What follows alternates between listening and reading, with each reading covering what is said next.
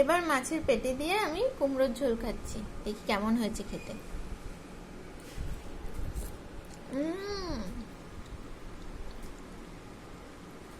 দারুণ করেছো।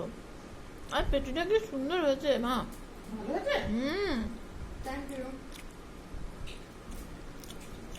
সবই তো তোর জন্যই রান্না করি রে বাবা। বাচ্চা খুশি মানে মা খুশি। মারা তো বাচ্চাদের জন্যই রান্না বান্না করে। বর্ষাকাল এখন, মাছে ডিম হয়েছে। ডিম পেয়েছিস তুই? ওই জন্য তোকে পেটি দিলাম। আমার পেটি পছন্দ কেন বলো তো? এই যে এখানে একটা তেলে একটা ক্রিম থাকে এই জায়গাটা, এইটার জন্য আমার ভীষণ ভালো লাগে খেতে। তুই তো ছোট থেকে ওটা খেতে ভালো।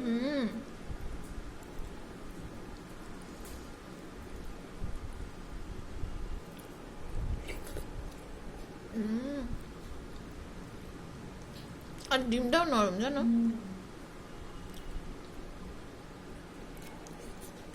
নতুন ডিম তো।